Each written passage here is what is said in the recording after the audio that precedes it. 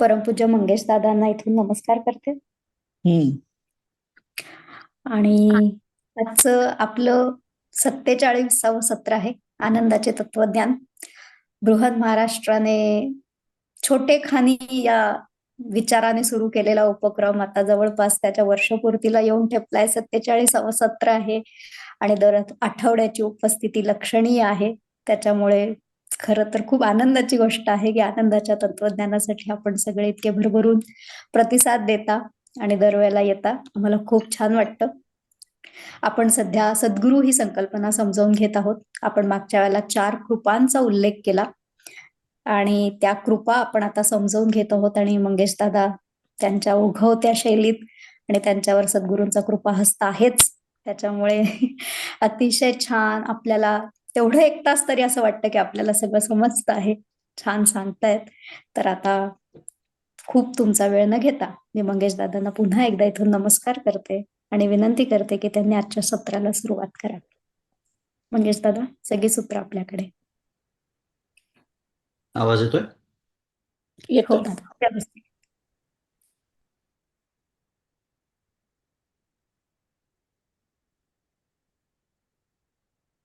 गलद्दानगण्डं मिलद्भृङ्गखण्डं जलच्चारुशुण्डं जगत्त्राणशौण्डं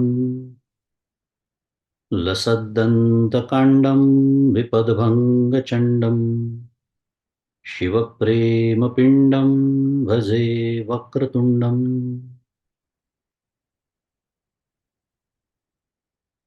अहं निर्विकल्पो निराकाररूपो विभुर्व्याप्य सर्वत्र सर्वेन्द्रियाणां सदा मे समत्वं न मुक्तिर्न बन्धः चिदानन्दरूप शिवोऽहं शिवोऽहम् चिदानन्दरूप शिवोऽहं शिवोऽहम् गुरुर्ब्रह्मा गुरुर्विष्णुः गुरुर्देवो महेश्वरः गुरुः साक्षात् परं ब्रह्म तस्मै श्रीगुरवे नमः। ब्रह्मानन्दं परमसुखदं केवलं ज्ञानमूर्तिं द्वन्द्वातीतं गगनसदृशं तत्त्वमस्यादिलक्ष्यम् एकं नित्यं विमलमचलं सर्वधी साक्षिभूतं भावातीतं त्रिगुणरहितं सद्गुरुं तन्नमामि। श्री सद्गुरुनाथ महाराज की जय।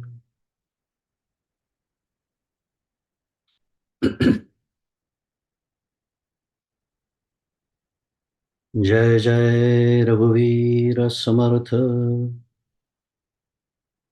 श्री राम जय राम जय जय राम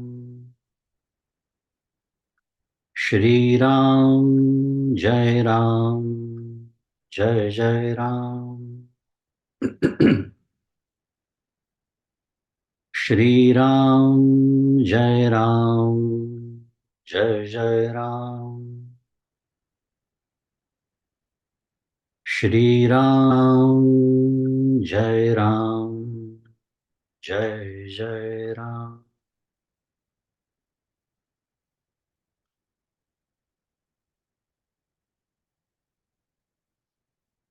प्रभु श्री रामचंद्र भगवान की जय। श्री सद्गुरुनाथ महाराज की जय।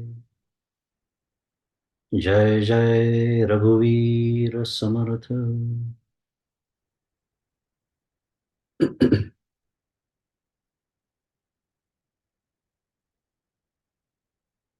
सद्गुरु परमपूज्य डॉक्टर श्रीकृष्ण दत्तात्रय देशमुख उपाख्य डॉक्टर काका यांच्या श्रीचरणी शिरसाष्टांग वंदन करतो। परमपूज्य मंदाताई गंधे यांच्याही चरणी वंदन करतो। तुम्ही श्रोते जगदीश मूर्ती तेथे माझी व्युत्पत्ती किती बुद्धिहीन अल्पमती सलगी करीतो श्रीराम. मग सर्वांना सप्रेम अभिवादन.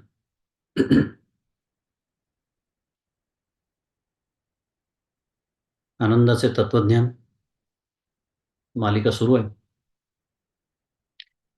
आणि बरीच सत्र आपली झालेली आहेत. आत्ताच त्याचा उल्लेख झाला, किती सत्र आपली झाली आहेत त्याचा वगैरे. आणि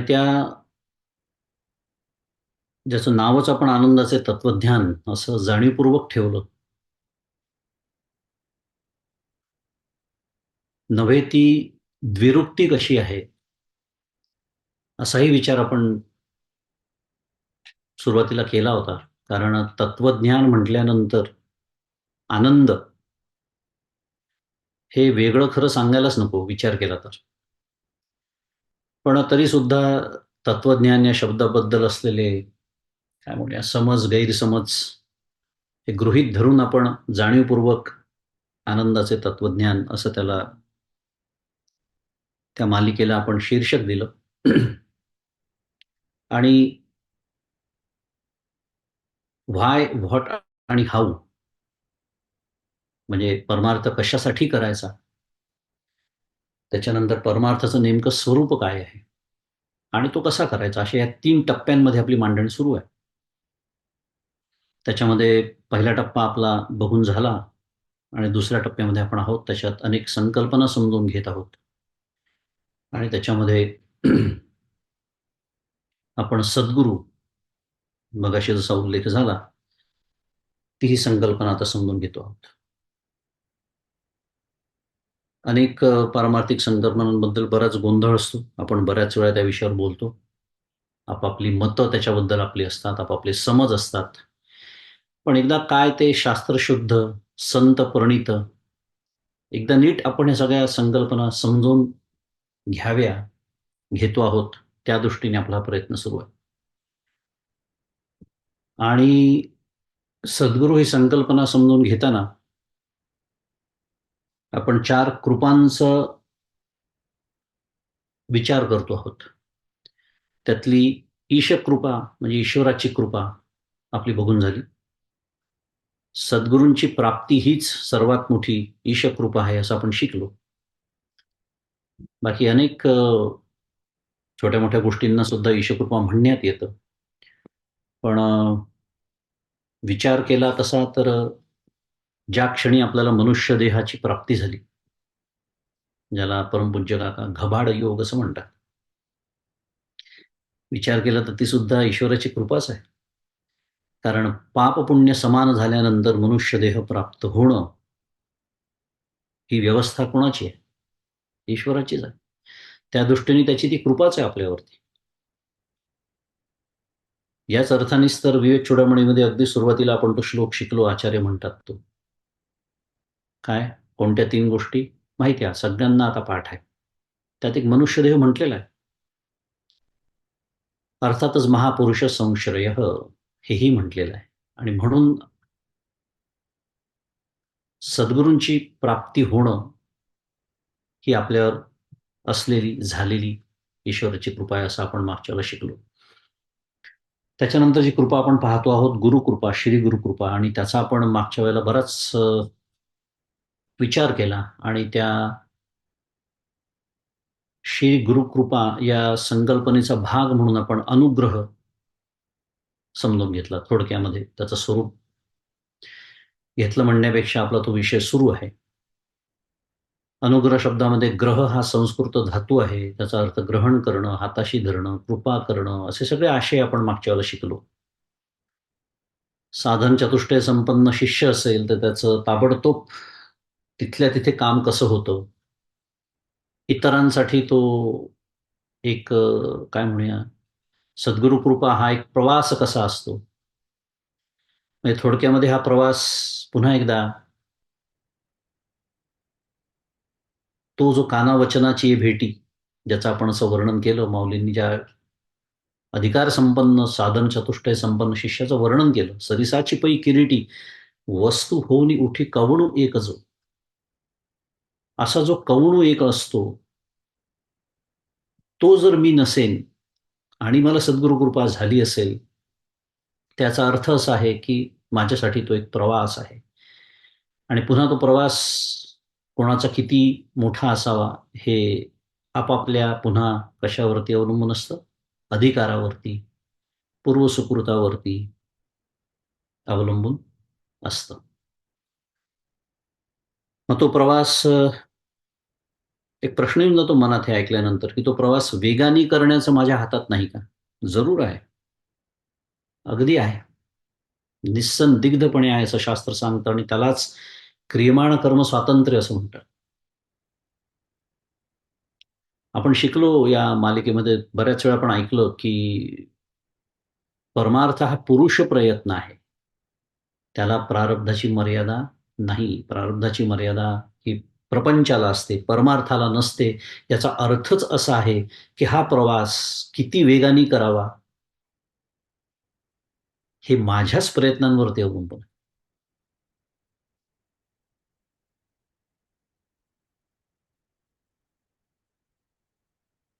करावी तातडी परमार्थाची, तुकाराम महाराज या दृष्टीने म्हणतात.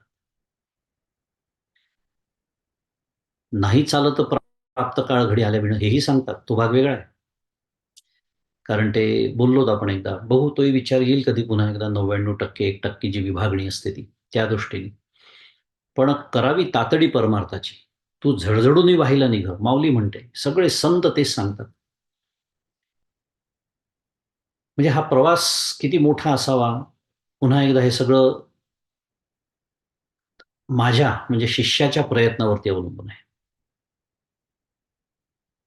आणि आपण बघितलं की त्या अनुग्रहाचा भाग म्हणून आपण शक्ती संक्रमणाचा विचार केला, शक्तिपात दीक्षेचा विचार केला, ज्याच्याबद्दल बरंच कुतूहल सगळ्यांच्या मनात आहे, असं मागच्या वेळेसच्या प्रश्नांवरून लक्षात आलं. आपल्याला गूढ गोष्टींबद्दल कुतूहल असतंच. जितकं कुतूहल मी काय करायला हवं किंवा मी काय करू शकतो याच्याबद्दल आपल्याला नसतं, तितकं जे माझ्या हातात नाही त्याच्याबद्दल फार कुतूहल आपल्याला असतं. मनुष्याचा स्वभाव आहे. पण हे जे पाठीमागून चालत आलेलं ज्ञान देण्याची जी परंपरा, ज्याला संप्रदाय असं आपण म्हटलं, त्याचा सुद्धा आपण विचार केला. त्या संप्रदायाचं आपण काय म्हणूया, मूल्य बघितलं, पण त्याची मर्यादा सुद्धा समजून घेतली. कारण ते जर लक्षात राहिलं नाही, तर संप्रदायाच्या भिंती कशा निर्माण होतात. त्या सांप्रदायिक ज्या गोष्टी असतात, मग त्या संप्रदायाची काही विशिष्ट ज्या काही गोष्टी बसवून दिलेल्या असतात, तो विचार आपण मागच्या वेळेला केला, की ज्यांनी या संप्रदायाची सुरुवात करून दिली, ते महापुरुष त्यांचे फार मोठे उद्देश असतात. पण जेव्हा त्याच गोष्टी डोक्यावर बसतात आणि तो संप्रदाय कशासाठी निर्माण केला हे लक्षात राहत नाही, तेव्हा त्याला भिंतीचं स्वरूप यायला लागतं.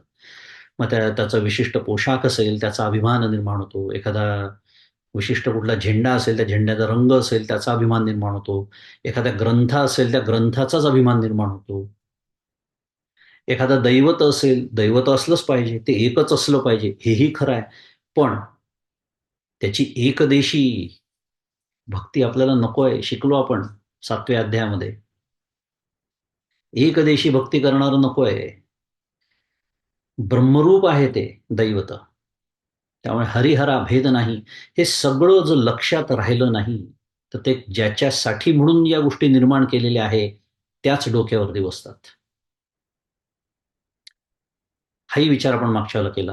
हे सगळे विचार आपण मागच्या वेळेला अनुग्रह आणि संप्रदाय आणि ज्ञान प्रदान करण्याची जी एक प्रक्रिया आपण म्हणूया, हे आपण समजून घेतलं. आता त्याच्यामध्ये आपण हाही विचार केला होता, की सात्विक मनोरंजनाचं स्वरूप परमार्थाला येता कामा नये. तो शब्द मागच्या वेळेला मी बोललो होतो, मला तो फार आवडतो. पुन्हा एकदा त्याच्यासाठी सांगतो. कारण हा शब्द वारंवार लक्षात ठेवण्याचा जर कुठला शब्द असेल ना साधकासाठी, तर ते सात्विक मनोरंजन असं आहे. आहे आता पुढच्या आठवड्यामध्ये कॅलिफोर्नियामध्ये इथे आमच्या इथे दत्त जयंती सप्ताह सोहळा सुरू होणार आहे. असे सोहळे ठिकठिकाणी होत असतात. ते व्हावे प्रश्नच नाही. कारण पुन्हा त्या संप्रदायांचे जे धुरीण आहेत, त्यांनी काही विचार करूनच हे सगळं काय म्हणूया, ही सगळी घडी आपल्याला बसवून दिलेली आहे. पण परमपूज्य काका जसं म्हणतात, किती घडी आहे हे लक्षात राहिलं पाहिजे. हे सगळं कशासाठी बोलतोय? नाहीतर सात्विक मनोरंजनाची उत्कृष्ट सोय असलेले सगळे सोहळे असतात. आणि मनामध्ये आपल्याला पण कुठेतरी असं वाटतं, की वाह! मी ना आज खूप छान काम केलं. काय केलं? तर चित्रपट बघायला जाण्याच्या ऐवजी, टीव्ही बघण्याच्या ऐवजी, नको त्या गोष्टी करण्याच्या ऐवजी मी एखाद्या कुठल्यातरी काय म्हणूया प्रवचनाला जाऊन आले किंवा आलो, सोहळ्यात सहभागी झालो, भजन म्हटलं. मग पुन्हा या गोष्टी करू नये का? करायच्याच आहेत. पण ह्या कशासाठी? आपला मुद्दा तो सुरू आहे. सोडायचा नाहीये तो मुद्दा आपल्याला. कारण नाहीतर होतं काय, एक उदाहरण सांगतो आणि आजच्या विषयाकडे वळतो, की भजन न होता तो भजनाचा कार्यक्रम होतो. उदाहरणार्थ, एक भजन विषय घेऊया आपण. बाकी त्याच्यावरनं लक्षात येईल आपल्याला सोहळ्याचं स्वरूप म्हणून बऱ्याच गोष्टी असतात. परमपूज्य काका नेहमी आठवण करून देतात, तुकाराम महाराजांनी भजन केलं, भजनाचे कार्यक्रम नाही केले. फार सुंदर वाक्य आहे. भंडारा डोंगरावरती तुकाराम महाराज जेव्हा भजन करायचे, तेव्हा कोण होतं हो तिथे? टीव्हीचे कॅमेरे, मध्यंतरे काय चहा-पानाची व्यवस्था, विशिष्ट पोशाख, डोक्यावर पगडी-बिगडी. काय होतं तिथे? दगडाची चट्टाळ आणि दगडाच्याच चिपळ्या. कारण तुकाराम महाराजांना खरं भजन करायचं. त्या विठ्ठलाचं नाम आळवायचं होतं. त्यामुळे त्यांना दगड सुद्धा चालले, टाळ आणि चिपळ्या म्हणून. आम्हाला काय काय लागतं भजनात? मग ते असू नये का? असावं ना. त्यांनी काही बिघडत नाही. पण ते असलंच पाहिजे. असं जर असेल तर चुकलं आणि त्यालाच जेव्हा महत्त्व येतं. माझ्या मुलीचं भजन जास्त चांगलं झालं नाही का? त्यांच्या मुलीला नीट गाता सुद्धा येत नाही. हा गाण्याचा कार्यक्रम आहे का भजन म्हणजे भगवंताला आळवणं सुरू आहे, हे जेव्हा विसरायला होतं, आपण काय बघतो आहोत? सात्विक मनोरंजन. पण आतमध्ये काय वाटतं? वाह! छान. सोहळ्याला जाऊन आली. असं होता कामा नये. म्हणून या शब्दावर थोडंसं जास्त विवेचन. आणि हे सद्गुरू मोटके गुरुमुखे उदयजत दिसे आणि हृदयी स्वयंभची वसे. प्रत्यक्ष पावो लागे तैसे अपैसयाची. हा विचार आपण मागच्या वेळेला केला. अनुग्रहामध्ये जेव्हा सद्गुरू शक्ती संक्रमण करतात, तो अनुभव क्षणभर का होईना मला आणून देतात, तेव्हा ते आपल्या खिशातलं काहीही देत नाही. कारण प्रत्येकाचं मूळचं स्वरूप तेच आहे. आपण सर्वजण ब्रह्मरूपच आहोत. पण हे आपल्याला अज्ञानाने, अविद्येने कळत नसतं. आणि म्हणून मोटकं मागच्याला केला आपण तो विचार. अगदी छोटंसं वाक्य. मग ते तत्त्वमसी असेल, ते एखादं दिलेली नामसाधना असेल सद्गुरूंनी, अजून जे काही साधन असेल, वेगवेगळ्या पुन्हा संप्रदायामध्ये फरक असतो त्याच्यामध्ये. पण मोटके, कारण ते वाक्य त्याच्या आधी मी आत्तापर्यंत ऐकलेलं असतं. मी पण ग्रंथात वाचलेलं असतं. पण नाही, त्यांच्याच मुखातून यावं लागतं. मोटके गुरुमुखे उदयजत दिसे. आणि मग माझ्याच हृदयात असलेलं, हृदयी स्वयंभची असेल, छान शब्द आहे माऊलींचे. आहेच ते. कळत नाहीये फक्त. आणि मग प्रत्यक्ष फावो लागे अपैसयाची. अनुग्रहाचा हा एक भाग आपण मागच्याला बघितला. अनुग्रहाचं मागच्याला आपण बोललो होतो, की 3 भाग असतात अनुग्रहामध्ये. त्याचा दुसरा एक भाग असतो, एक शक्ती संक्रमण ज्याचा आपण बराच विचार करून झाला आता. दुसरा तो म्हणजे साधनेचं, परमार्थशास्त्राचं तत्वज्ञान समजावून सांगणं. हा सुद्धा उपदेशाचा म्हणूया किंवा अनुग्रहाचा एक फार महत्वाचा भाग असतो. उपदेशाचा मी याच्यासाठी म्हणालो, की ह्या प्रक्रियेला अनुग्रहाच्या आधीपासून सुरुवात होऊ शकते. एखाद्याकडून उपदेश स्वीकारायला आपण सुरुवात करू शकतो, जिथे थोडी गुरुबुद्धी आपली झाली असेल ज्यांच्या ठिकाणी. अजून अनुग्रह व्हायचा आहे, पण उपदेश स्वीकारायला सुरुवात झाली. आणि अनुग्रहाच्या प्रत्यक्ष अनुग्रह काळी तर तो एक फार महत्वाचा भाग असतो. काय? तत्वज्ञान समजावून सांगतात श्री गुरु. कारण ज्याला अध्यात्म विद्या असं म्हणतात, त्याला सर्वोत्कृष्ट विद्या म्हटलंय भगवंतांनी. बऱ्याच वेळा विचार केला आपण त्याचा. अध्यात्म विद्या विद्यानाम, सर्व विद्यांमध्ये सर्वोत्कृष्ट अशी अध्यात्म विद्या. त्या विद्या या शब्दातच विद हा संस्कृत धातू आहे. आणि त्याचा अर्थ जाणणे असा होतो. जाणणे, जाणणे याचा अर्थ काय? प्रत्यक्ष तसा अनुभव घेणे असा त्याचा अर्थ आहे.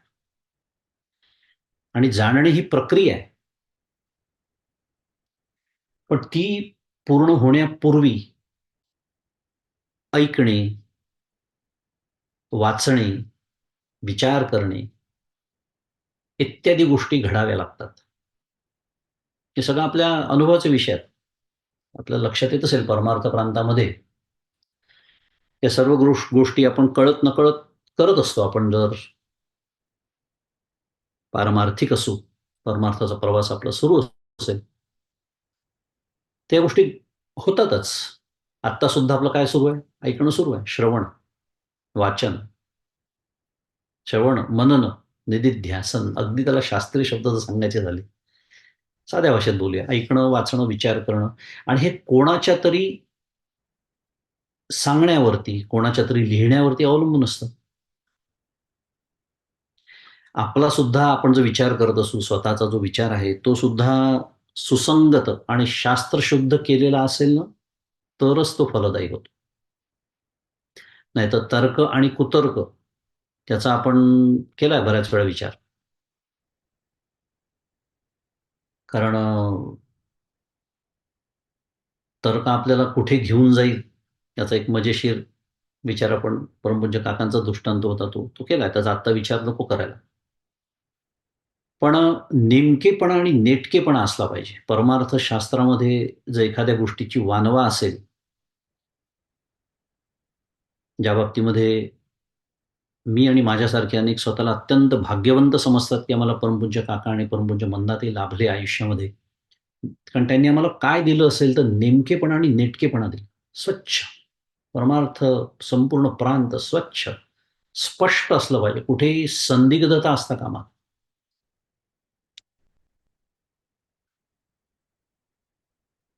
त्यामुळे आपण केलेला विचार जो आहे तो शास्त्रशुद्ध असावा लागतो, सुसंगत असावा लागतो. नाही तर शब्द जालम महारण्यम चित्त भ्रमण कारणम असं स्वतः आचार्य सुद्धा म्हणतात. कोण म्हणता याला महत्व आहे. कारण मी म्हटलं तर तुम्ही म्हणाल तुम्हाला जमत नसेल, स्वाभाविक आहे, तुम्ही असं बोलणारच आहात. मी नाही म्हणत आहे, आद्य शंकराचार्य म्हणतात आहे विवेक चूडामणीमध्ये. शब्द जालम महारण्यम चित्त भ्रमण कारण. कारण जंगलात हरवू शकतो मी जर मला वाट माहिती नसेल, कुठं जायचं आहे, दिशा कोणती असली पाहिजे. म्हणून मी मगाशी त्या स्पष्टतेचा उल्लेख केला. त्यामुळे विचार जरी मी करायचा असला तरी तो सुद्धा या दोन प्रकारातूनच आपल्याला शिकावा लागतो. कोणते दोन प्रकार? जे मी आत्ता बोललो. एक वाचनातून, श्रवणातून. आणि या सर्व प्रक्रियेमध्ये काय होतं, ज्ञानाचा प्रवाह जो असतो ना, तो सांगणाऱ्याकडून किंवा ग्रंथ लिहिणाऱ्याकडून ते प्रवचन ऐकणाऱ्याकडे म्हणजे श्रोत्याकडे किंवा वाचणाऱ्याकडे तो ज्ञानाचा प्रवाह सुरू असतो. आपण कशाचा विचार करतो आहोत? सद्गुरु कृपेचा, अनुग्रहाचा विचार सुरू आहे आपला. संदर्भ विसरायचा नाही आपल्याला. हा जो ज्ञानाचा प्रवाह असतो ना, तो प्राथमिक स्तरावरचा असेल तर एक मार्गी प्रवाह पुरेसा होतो. म्हणजे काय एकमार्गी प्रवाह? उदाहरण समजावं. शाळेमध्ये आपण सगळेजण शाळेत गेलेलो आहोत. लहान होतो आपण, लहान मुलं होतो, शाळेत गेलो, सगळ्यांना माहिती आहे. शाळेत शिक्षक शिकवतात. काय लहान मुलांना पहिले अगदी सुरुवातीला अगदी साध्या गोष्टी शिकवायच्या असतात. जिथे अजून अ, आ, इ पण कदाचित सुरू झालं नसेल. मराठी शाळेत गेलो असं गृहीत धरून. नाहीतर मग ए फॉर ॲपल आहेच. तर शिक्षक शिकवतात लहान मुलांना काय? जेवल्यामुळे पोट भरतं. जेवण झालं की आपलं पोट भरतं आणि आपल्या अंगात शक्ती येते. शाळेत शिकवतात मुलांना. आता एवढं त्या मुलांना समजण्यासाठी विचार केला तर हे विधान पुरेसं आहे. कारण काय? हा त्यांच्या अनुभवाचा विषय असतो की नाही. घरी गेलं, आई जेवायला वाढते, जेवण केलं, पोट भरतं, मग ताकद येते, शक्ती येते. म्हणजे हा एक काय म्हणूया, मी जसं म्हणालो, एक मार्गी प्रवाह एवढा पुरेसा असतो. पण पुढे ती मुलं जेव्हा थोडी मोठी होतात आणि एक दिवस शिक्षक जेव्हा सांगतात वर्गात काय, मुलांनो, पृथ्वी स्वतःभोवती आणि सूर्याभोवती फिरत असते, असं सांगतात. आता हे जेव्हा ते पहिल्यांदा ऐकतात, तेव्हा मुलांचा चेहरा काय होतो? प्रश्नार्थक होतो. त्यांच्या डोळ्यात आश्चर्य मावेन असं होतं. काही जण तर अविश्वासही व्यक्त करतात. हे शक्यच नाही. हे आपले जे शाळेचे दिवस होते ना, ते गृहीत धरून मी बोलतोय बरं. कारण आजकालची मुलं इतकी शहाणी असतात, की त्यांना Googleच्या कृपेने शिक्षकांच्या आधीच अनेक गोष्टी माहिती असतात. त्यामुळे आजच्या संदर्भात हे उदाहरण लावायला जाऊ नका. मी कशाबद्दल बोलतोय हे वाक्य जेव्हा पहिल्यांदा आपण शिक्षकांच्या तोंडून ऐकलं, तेव्हा प्रत्येकाची जी प्रतिक्रिया असते, ती सुरुवातीची प्रथम प्रतिक्रिया काय असते? एक तर प्रश्न निर्माण होतात, आश्चर्य वाटतं, अविश्वास सुद्धा वाटतं. त्याचं कारण आहे, त्यांच्या अनुभवाशी अत्यंत विसंगत असं वाक्य किंवा विधान त्यांनी ऐकलेलं असतं. आणि असं जेव्हा विधान केलं जातं, की जे आपल्या अनुभवाशी विसंगत आहे, तिथे एकमार्गी ज्ञानाचा प्रवाह पुरेसा नसतो. म्हणजे काय? की असं वाक्य एवढं बोलून सोडून देता येत नाही किंवा ते वाक्य बोलून काम होत नाही, जसं ते जेवणाबद्दल बोलून झालं तसं. तिथे हा ज्ञानाचा जो प्रवाह आहे, तो ज्ञानाचाच प्रवाह आहे, पण तो पुरेसा नसतो. मग तिथे काय होतं, तर तिथे शंका निर्माण होतात, काही प्रश्न उपस्थित होतात,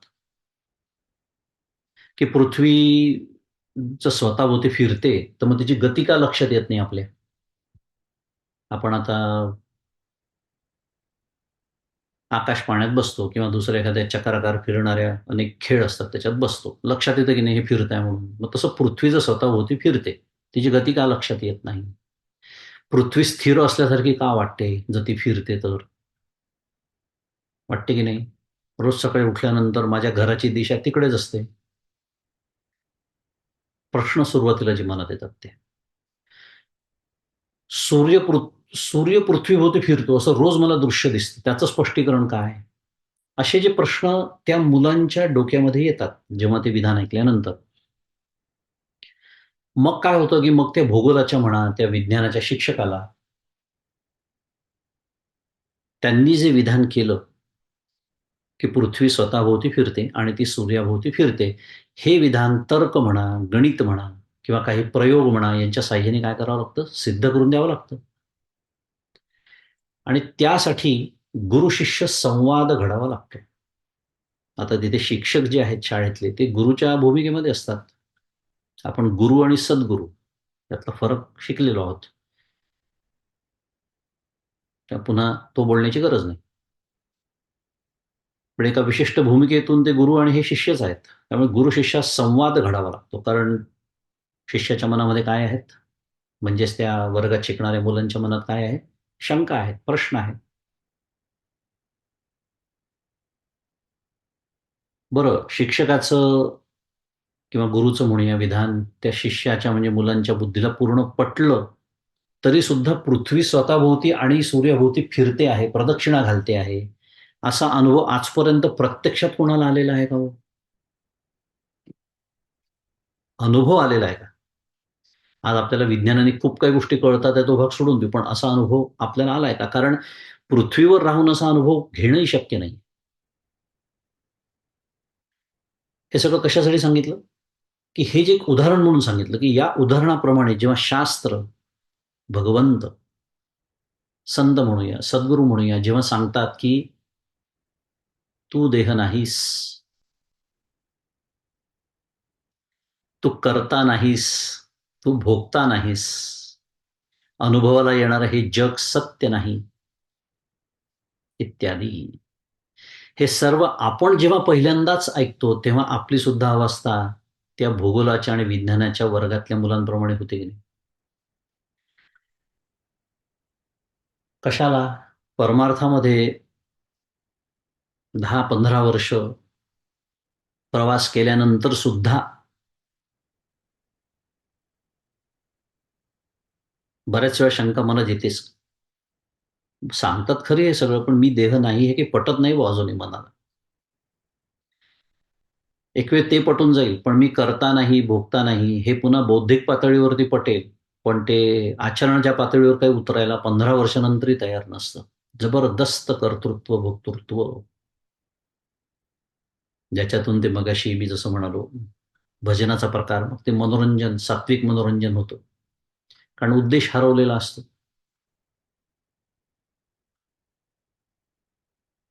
त्यामुळे जेव्हा शास्त्र, भगवंत,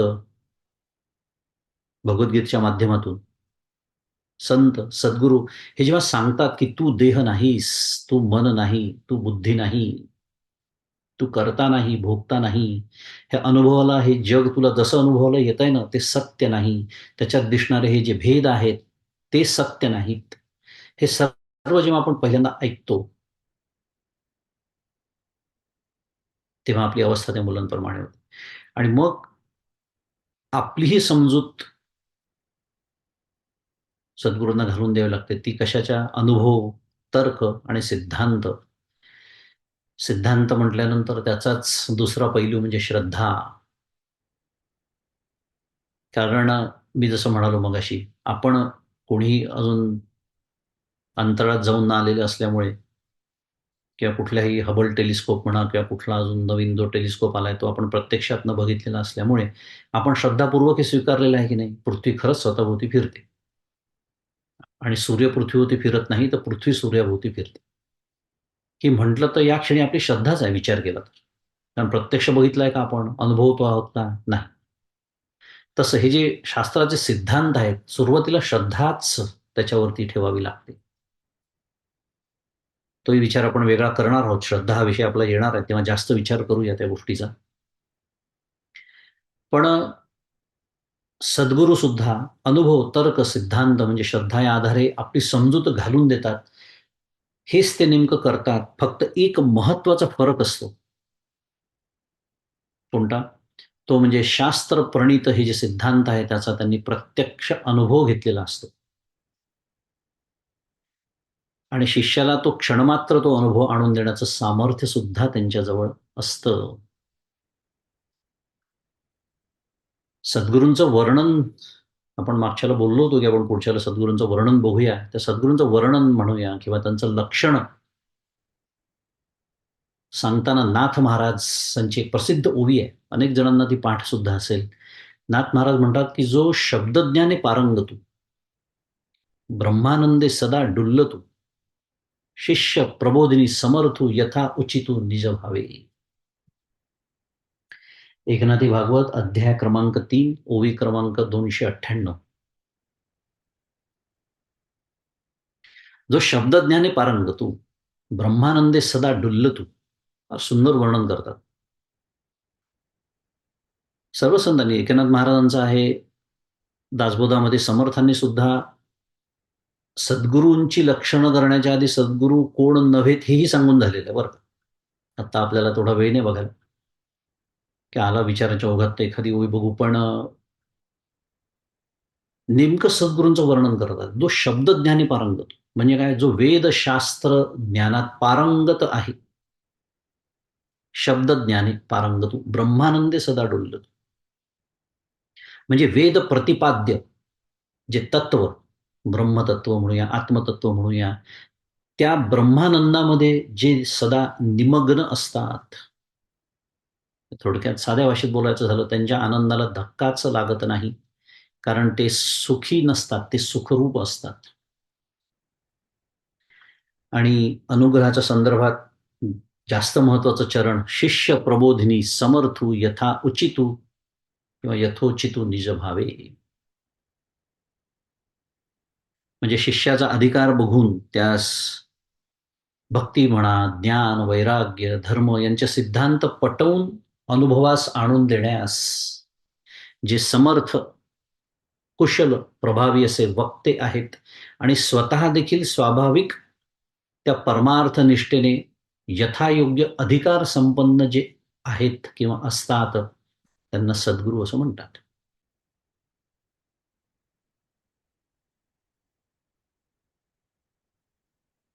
तीन चार लक्षणं केली आहेत. शब्दज्ञाने पारंगतू, ब्रह्मानंदे सदा डुल्लतू, शिष्य प्रबोधिनी समर्थ, या सगळ्या गोष्टी असल्या पाहिजे. पुढची याच्या पुढची जी ओवी आहे त्याच्यात नाथ महाराज तर शिष्यांचा जसा अधिकार असेल तसा त्यांना बोध करतात, सद्गुरू असं म्हणतात. पण गुरुपणाचा अभिमान थोडा सुद्धा ते धारण करीत नाही. फार महत्वाचं लक्षण आहे. आणि का करत नाही हे खूप महत्वाचं आहे. कारण आपण मागच्या वेळेला तो विचार केला, मागच्याच सत्रामध्ये आपण विचार केला की सद्गुरू जेव्हा अनुग्रह देतात तेव्हा त्यांना मुळात असं वाटतच नाही की मी खूप काही ह्याला दिलेलं आहे. कारण खरंच ते आपल्याकडचं काही काढून देतात का? नाही. मग ते काय देतात आहे? त्याच्याच समोर, म्हणजे त्या समोरच्या शिष्याच्या जवळ असलेलंच ज्ञान, असलेलंच स्वरूप, फक्त त्याला त्याचं विस्मरण झालेलं आहे. ते त्याला शाब्दिक आणि क्षणभर अनुभवाच्या पातळीवरती आणून देतात लक्षात. म्हणून मी म्हणालो महत्वाचं आहे की ते गुरुपणाचा अभिमान का धारण करत नाही? कारण मुळात एक तर स्वतः ते नैष्कर्म्य दशेमध्ये असतात. आपण ते बघितलेलं आहे, तोही विचार केलेला आहे. मी काही करतो या भूमिकेच्या पलीकडेच ते निघून गेलेले असतात. कारण जर शिष्याला ते समजून सांगतायत, काय मगाशी आपण जे बोललो ते, तू करता नाही, तू भोगता नाहीस, हे सांगताना मी करता नाही, मी भोगता नाही, हा अनुभव त्यांना आलेला असलाच पाहिजे.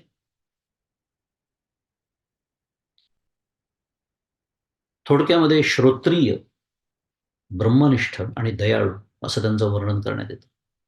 श्रोत्रिय म्हणजे पुन्हा वेदशास्त्रांचं अध्ययन केलेला. श्रोत्रियचा अर्थ आहे बरं का तो. ब्रह्मनिष्ठ म्हणजे ब्रह्मात्मबोधात निमग्न असणारा. मगाशीच वर्णन आहे. मगाशीची जी ओवी अगदी त्या अर्थाचीच ओवी. आणि कृपाळू म्हणजे शिष्याला उपदेश करण्याची कळकळ बाळगणारा तो सद्गुरू. या तीनही लक्षण महत्वाचे आहेत. कारण श्रोत्रिय आहे आणि ब्रह्मनिष्ठ आहेत, पण आपल्याच आनंदामध्ये कुठेतरी गुहेमध्ये जाऊन बसलेले आहेत. उपयोग आहे का त्यांचा? समाजाला उपयोग आहे? नाही. ते स्वतः कृतार्थ आहेत, प्रश्नच नाही. ब्रह्मनिष्ठ आहेत कारण ते. मग नेहमीच आपण विचार करतो दत्त संप्रदाय, त्या संप्रदायाचं एक वैशिष्ट्य आहे, त्याच्यामध्ये सद्गुरूंनी हे कार्य करणं अपेक्षितच आहे त्याच्यामध्ये. श्री गुरुचरित्रामध्ये सिद्धांतपाद मुनी नामधारकाला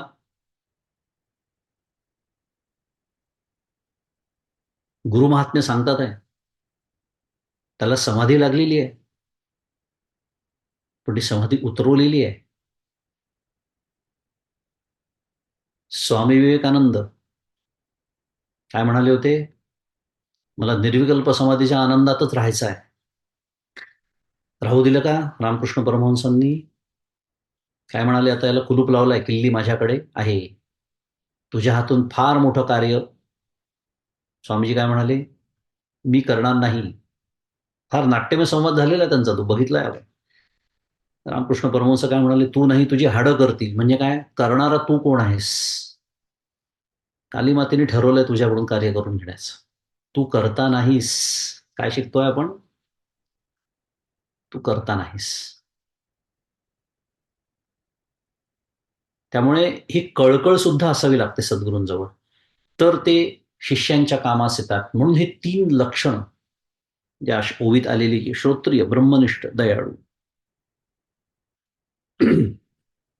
हे शब्दज्ञाने पारंगतू, ब्रह्मानंदे सदा डुल्लतू म्हणा, किंवा श्रोत्रिय, ब्रह्मनिष्ठ, दयाळू म्हणा, ही तीन लक्षणं त्यांच्याजवळ असलीच पाहिजे. कारण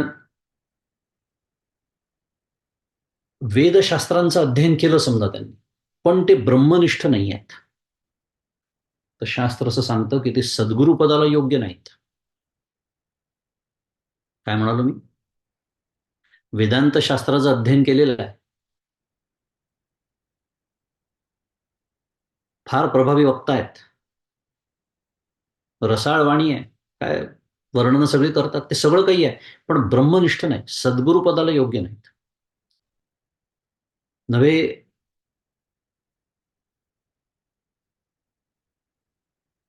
एकनाथ महाराज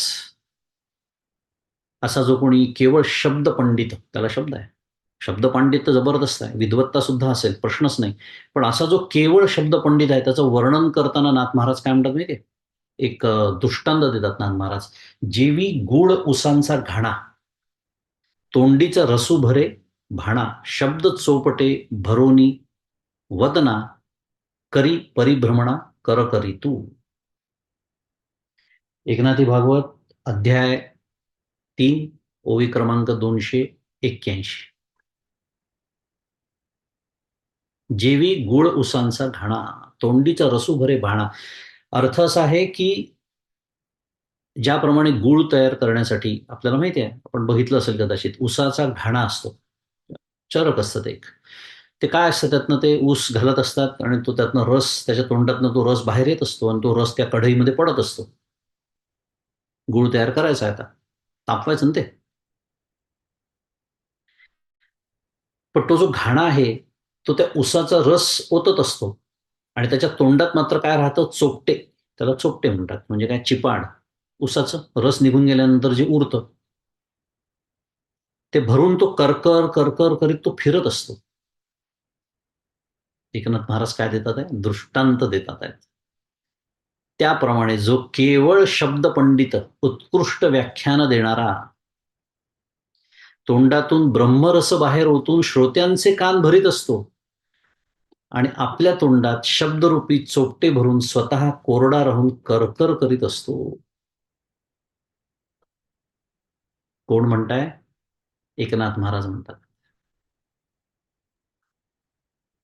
आपल्या हितासाठी संत कसं अंजन आपल्या डोळ्यात घालत असतात, हे सुद्धा बघण्यासारखं असतं. कारण परमपूज्य काकांचं एक छान वाक्य आहे, आपल्याला जे आवडतं ते ऐकवावं असा संतांचा बाणा नसतो. आपल्या जे शाश्वत हिताचं आहे ते ऐकवावं हा संतांचा बाणा असतो. त्यामुळे हे ऐकून कोणाला वाईट वाटत असेल, याचा ते विचार करत नाही. जे शब्द पंडित असतात त्यांना वाईट वाटू शकतं, पण ही वस्तुस्थिती आहे की त्यांनी एखादा काय म्हणूया सत्वशील, एखादा सत्वगुण संपन्न श्रोता असेल, तर हे सगळं ऐकून हा ब्रह्मरस त्याच्या कानात भरल्यामुळे त्याचे अष्टसात्विक भाव जागृत होतील. पण हे मात्र स्वतः सांगणारे कोरडे, कोणाप्रमाणे? त्या उसाच्या पाण्याप्रमाणे.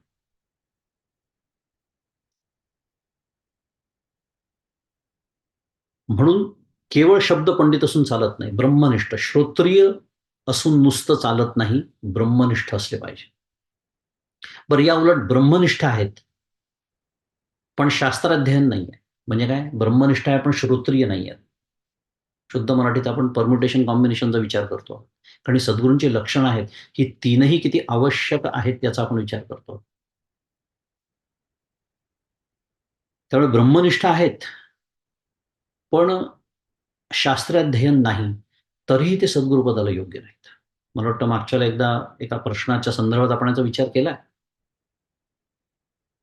कारण ते ब्रह्मनिष्ठ आहेत म्हणजे स्वतः मुक्त आहेत, कृतार्थ आहेत, वादच नाही.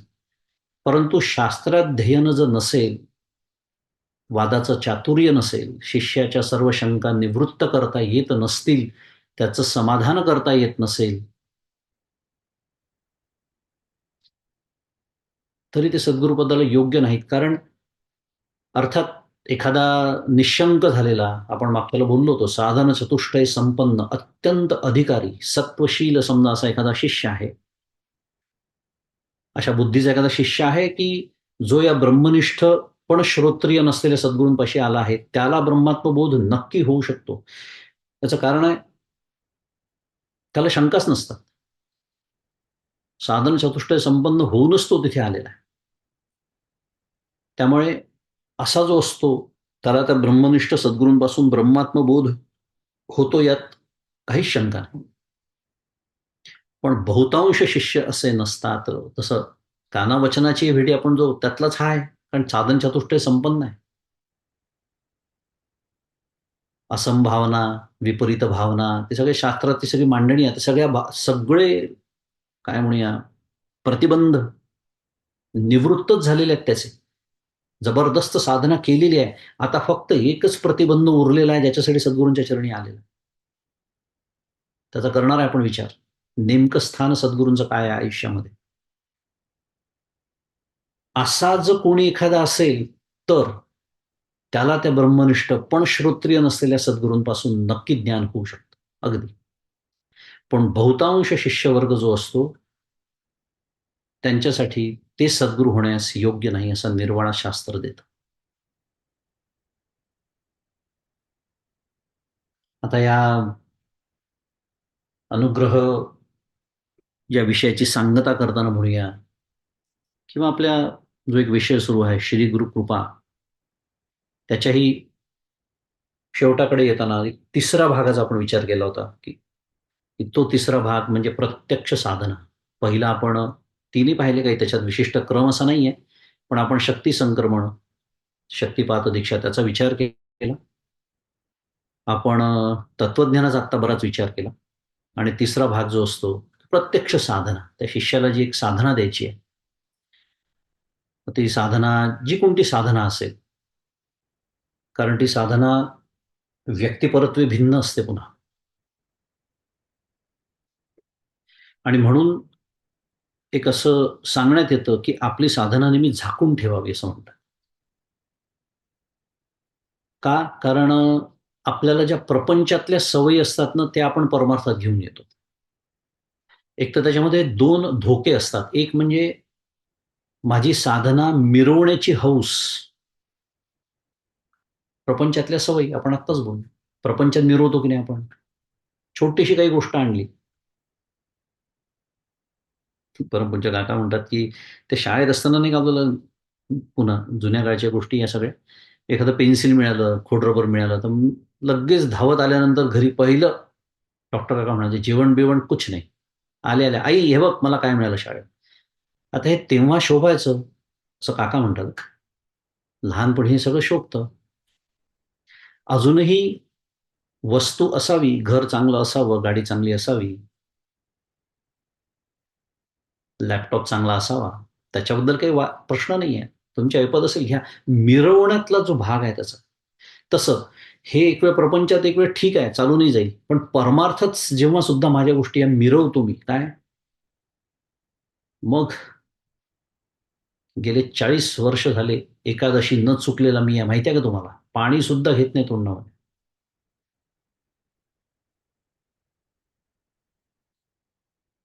कसं फसवतो आपण बघा. परमपूज्य काका सांगतात, असा जो असतो ना, ज्यांनी 35 वर्ष त्यांनी एक दिवस मोडावी मुद्दाम एकादशी. मी फार लक्षपूर्वक आणि जाणीवपूर्वक बोलतोय. एकादशी मोडा हे सांगणं सुरू नाहीये.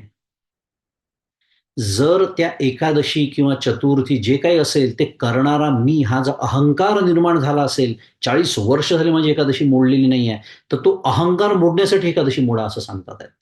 एकादशी मोडा हा उपदेश करणं सुरू नाहीये.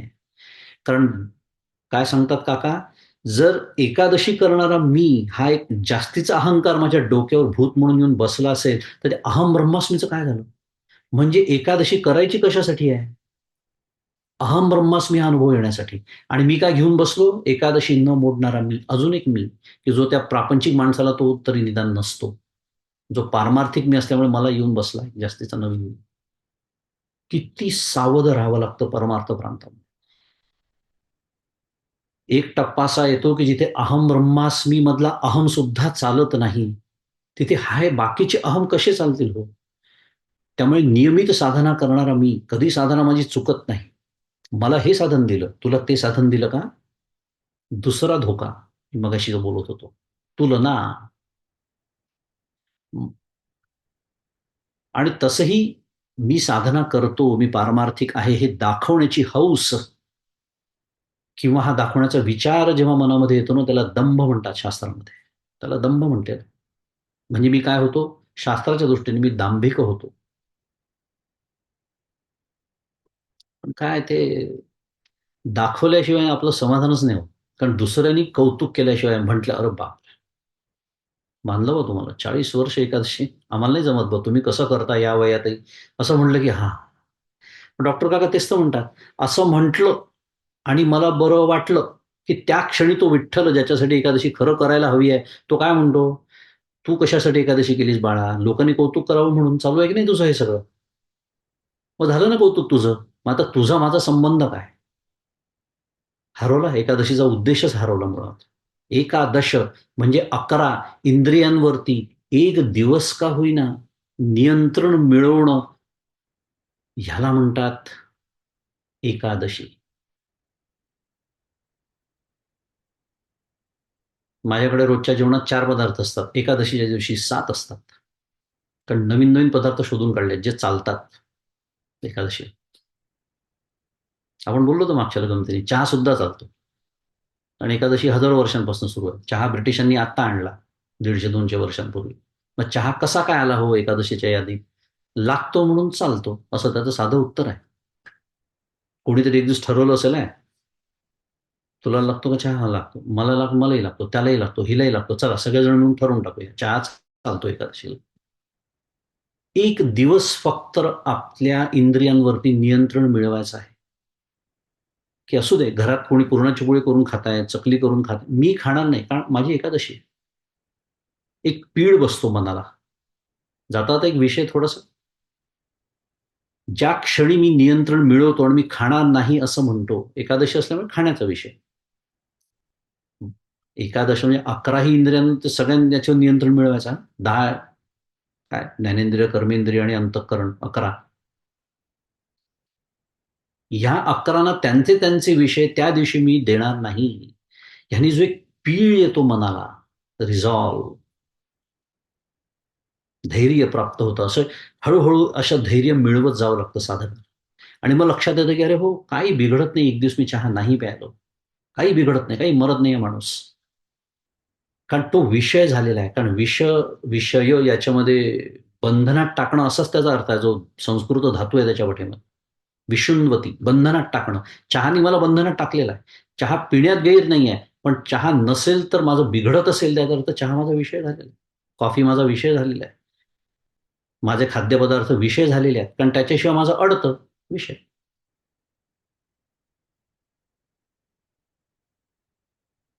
असो. आपल्या विषयाकडे येऊया, त्याच्या शेवटाकडे येताना तिसरा जो भाग आहे प्रत्यक्ष साधना, हे सगळं मी कशासाठी बोललो तर सद्गुरुजी साधना देतात, ती प्रत्येकासाठी वेगळी असते. हा विषय आपला मुख्य सुरू होतो. त्यामुळे त्याची प्रक्रियाही वेगळी असते आणि हे साधनं देताना सद्गुरूंची जी भूमिका असते, ती एक तुकाराम महाराजांचा अभंग आहे. प्रसिद्ध अभंग आहे, आपल्या सगळ्यांना माहिती आहे, की "अधिकार तैसा करू उपदेश, साहे ओझे त्यास तेची देव." तुकाराम महाराज. मुंगीवर भार गजाचे पाळण घालिता ते कोण कार्यसिद्धी? पुढे प्रश्न विचारतात महाराज. तुकाराम गाथेतला अभंग क्रमांक 2419, 2419. संदर्भ त्याचे ठरले ना आपलं म्हणून. अधिकार तैसा करू उपदेश. म्हणजे महाराज काय म्हणतात आहे, की पंढरीला जा हो तुम्ही, विठ्ठलाचं दर्शन घ्या, हरिनाम घ्या. असा अशा पद्धतीचा एक उपदेश असतो, जो सर्वसाधारण, ज्याला मेघवृष्टी न्याय म्हणतात. मेघ जसा, पाऊस जसा सगळ्यांवरती सारखा पडतो. या घरावर जास्त आणि त्या घरावर कमी असं असतं का पाऊस कधी? सगळ्यांना सारखा. तसं. असा जो उपदेश असतो तो सर्वांना जरी आम्ही करत असलो, महाराज म्हणतात, तरी जो धर्माचा आहे, जो वैराग्याचा आहे, उपासनेचा आहे, ज्ञानाचा जो उपदेश आहे, तो मात्र ज्याचा जसा अधिकार असेल तसा त्याला उपदेश आम्ही करू. कारण ज्याला जे ओझे सहन होणं शक्य आहे, तेच त्याच्या डोक्यावर देणं योग्य होईल असं महाराज म्हणतात. कारण त्यामुळे हत्तीचं ओझं मुंगीवर घातलं तर काय होईल? कार्यसिद्धी होणार आहे का? नाही होणार. हे सगळं सद्गुरूंना कळतं आणि म्हणून ते सगळं कळून साहे ओझे त्यास तेची देऊ या न्यायाने सद्गुरू प्रत्येकाला त्याचं त्याचं साधन देतात आणि ते साधन त्या शिष्यानी आयुष्यभर निष्ठापूर्वक चालवणं अपेक्षित आहे. कारण आता तेच साधन त्याचं कल्याण करणार आहे. साधनात तरतम भाव नसतो बरं. तो वेगळा विषय सुरू होईल, पण एवढंच वाक्य बोलतो आत्ता फक्त. साधनेत तरतम भाव नसतो, कारण जर सगळी साधनं मला तिथेच नेणार आहे, तर साधनात तरतम कसं म्हणता येईल? पण त्या शिष्याचं आता ते सद्गुरू काय त्याच्यात पाहतात वगैरे भाग वेगळा आहे सगळा. पण सद्गुरूंना हे सगळं कळतं आणि ते पाहूनच त्याला ते साधन देतात. आणि हे जेव्हा सगळं होतं, असा सगळा तो छान काय म्हणूया अनुग्रह संपन्न होतो, त्याला आपण श्रीगुरु कृपा असं म्हणतो. आणि आपण मागच्याला बोललो त्याप्रमाणे तिथून त्या कृपेचा खरा प्रवास सुरू होतो. कारण खरी कृपा जी येणार आहे त्याचा आपण विचार करणार आहोत. पण याला आपण आपली श्री गुरु कृपा, 4 कृपांमध्ये दुसरी कृपा, त्या विचाराला आपण इथे आता पूर्णतेस आणू आणि पुढची ज्या 2 कृपा आहेत, शास्त्र कृपा आणि आत्मकृपा, यांचा थोडासा विचार करू उरलेल्या 1, 2, 3 मिनिटांमध्ये. शास्त्र कृपा ही त्याच्या पुढची कृपा आहे. सद्गुरूंची अशी जेव्हा माझ्यावरती कृपा होते, अशी म्हणजे कशी? गेल्या मागच्या सत्रात आणि या सत्रामध्ये आपण जो विचार करतो आहोत, अशी कृपा झाल्यावर काय होतं? तर पुढच्या कृपेचा मला लाभ होतो. त्याला शास्त्र कृपा असं म्हणतात. शास्त्र आपल्याशी बोलायला लागतं. ओव्या असतील, अभंग असेल, श्लोक असतील, आपल्याशी त्या बोलायला लागतात. आपल्याला शास्त्र सिद्धांत समजायला लागतात. शास्त्र वचनांवरची आपली श्रद्धा दृढ व्हायला लागते. शब्दाच्या अर्थापासून तर शब्दातील अर्थाकडचा आपला प्रवास मार्गक्रमणा होऊ लागते. परमपूज्य मंदादींचे शब्द आहेत बरं काय. फार सुंदर आहे.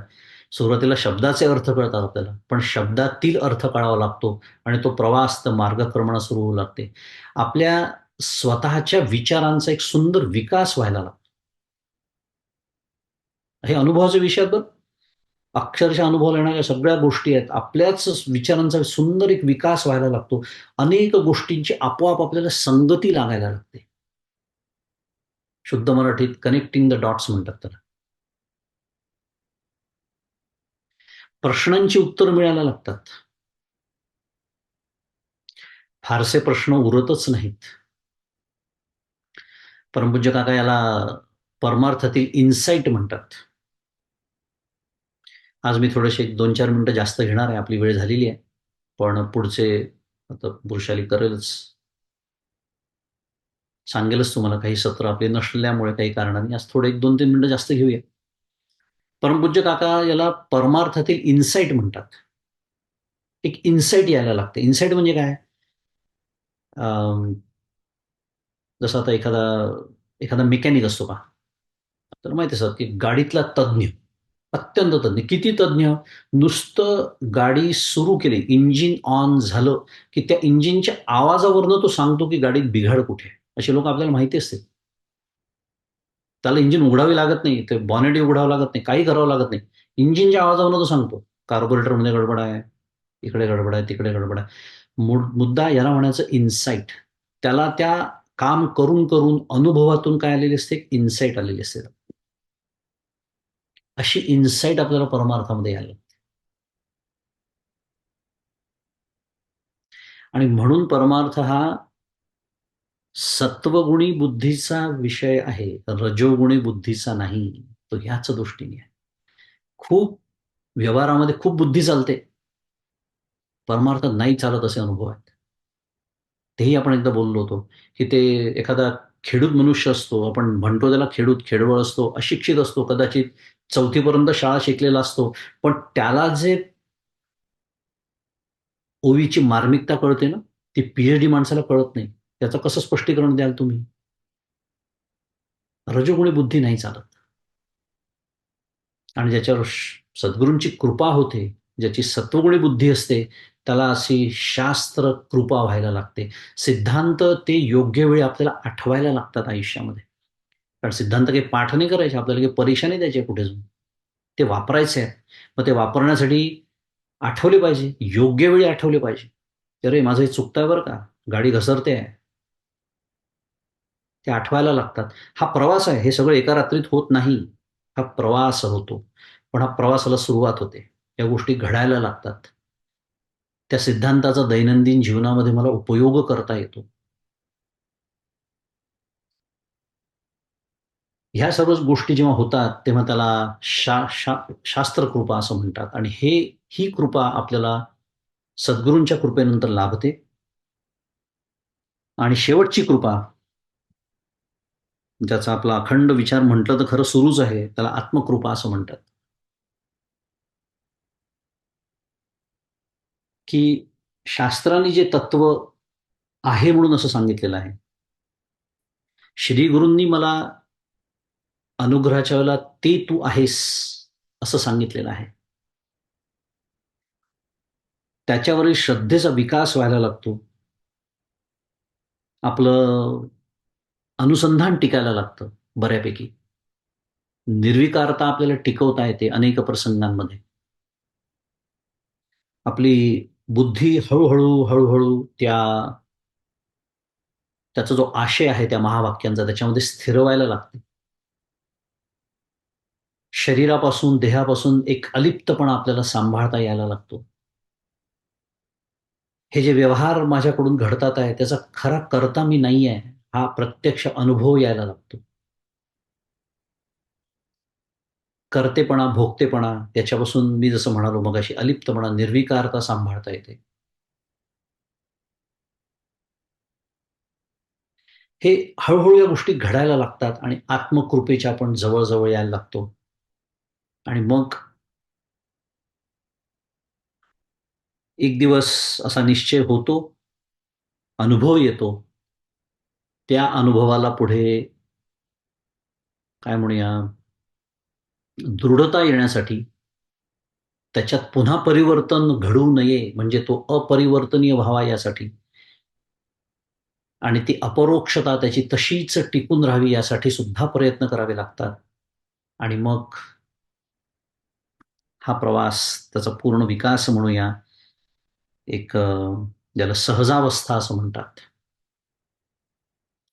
की जिथे आता मी ब्रह्म आहे ह्या ही सुद्धा जाणीव जिथे आता शिल्लक राहत नाही, त्याला सहजावस्था म्हणतात. उत्तमा सहजावस्था, मध्यमा ध्यानधारणा असा श्लोक माहिती आहे आपल्याला. कारण ती ही जाणीवच आहे शेवटी. सोहम तेही अस्तावले, माऊली म्हणते. अनेक ओव्या त्या अर्थाच्या सोडून घे, फार वेळ नाही आपल्याकडे. पण असं जेव्हा होतं तेव्हा ती आत्मकृपा नावाची जी चौथी कृपा, ती आपल्याला लाभली आहे असं आपण आपल्या आयुष्यामध्ये असा तो एक क्षण येतो शिष्याच्या. आणि असं झाल्यानंतर जे इतर प्रांतात घडत नाही, जे फक्त परमार्थ प्रांतामध्ये घडतं, ते सद्गुरू आपणासारखे करीती तात्काळ, किंवा त्यांना परिसाची उपमा का देतात? कारण परीस करतो ना सोनं. खरं असं म्हणतात त्याला परिसांची पण उपमा तर माऊलींनीच म्हटलेलं आहे की पुरेशी नाही. कारण एक परीस दुसऱ्याला परीस नाही करू शकत. सोनं करू शकतो. पण इथे मात्र आता तो शिष्य सद्गुरुपदावरती आरूढ होण्यास योग्य झालेला असतो. आपणासारखे करीती तात्काळ नाही काळ वेळ तया लागे, हे त्यांच्या बाजूनी असतं. जो काही काळ लागलेला असतो तो त्या शिष्याच्या बाजूनी लागलेला असतो. आणि तो शिष्य सुद्धा आता सद्गुरुपदी विराजमान होतो. असं हे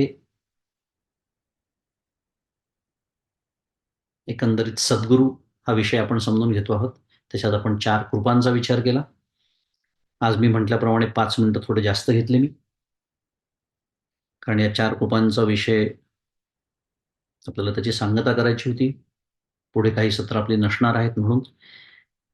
आणि याच्यानंतर आपण सद्गुरू निष्ठा, सद्गुरू सेवा, सद्गुरूंचं नेमकं स्थान शिष्याच्या आयुष्यातलं असलेलं, मी जे म्हणालो मगाशी, नेमकं कुठे काय त्यांचं योगदान शब्द मी मागच्या एकदा वापरला होता, ते असतं. हा सगळा विचार आपण पुढचं सत्र आपलं जेव्हा होईल तेव्हा करू आणि कदाचित अजून 1-2 सत्र विचार करून आपण सद्गुरू ही जी संकल्पना आहे, त्या विचारांना पूर्णता देऊ आणि आज इथे थांबू. आजचं हे चिंतन पुष्प सद्गुरूंच्या चरणी अर्पण करू. श्री सद्गुरुनाथ महाराज की जय. जय जय रघुवीर समर्थ.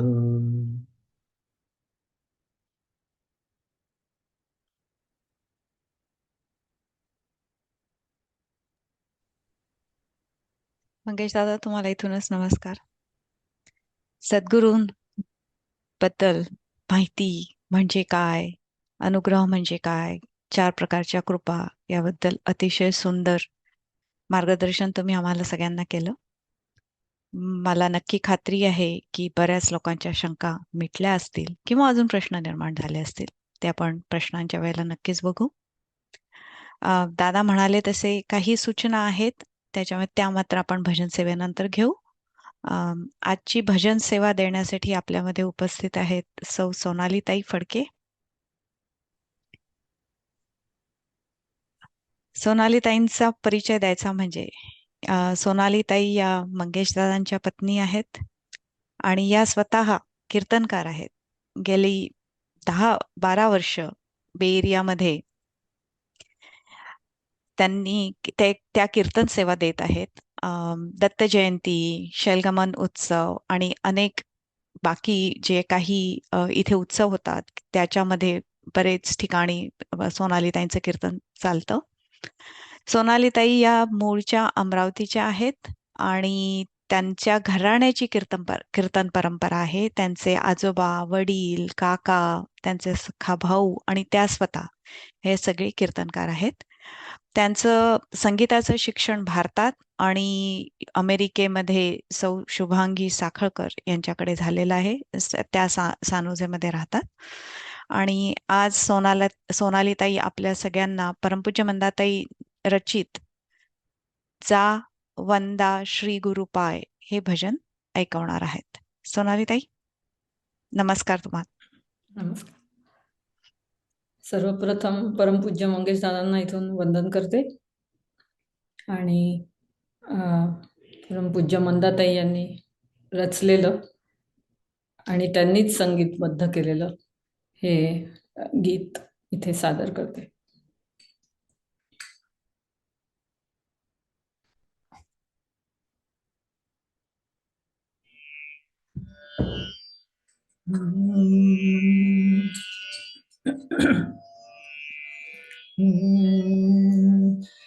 जा वंदा श्री गुरुपाय, जा वंदा श्री गुरुपाय, भवतरण्या हाची उपाय, भवतरण्या हाची उपाय,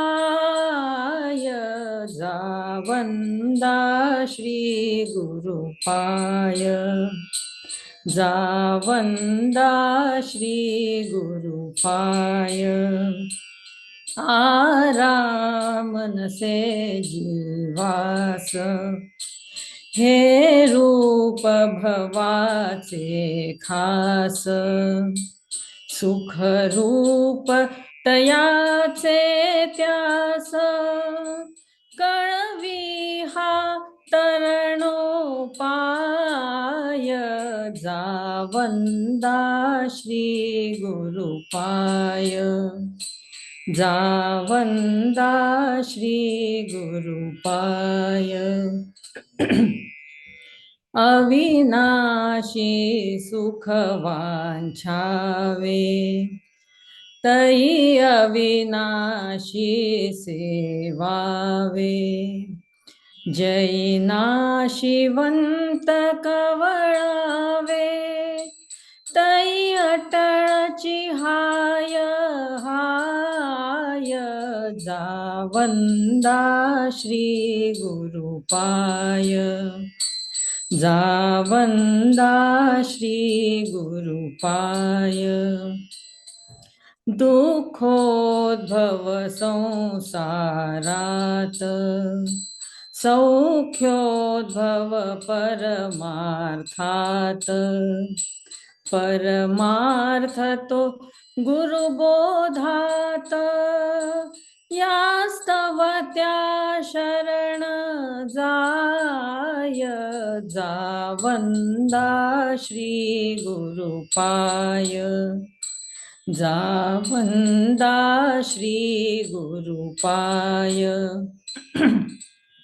मृग तो या प्रति मृग धावे जन फसवे ना वाटावे ज्याला भ्रम तो श्रम पावे ओळखण्या तो असहाय जा वंदा श्री गुरुपाय जा वंदा श्री गुरुपाय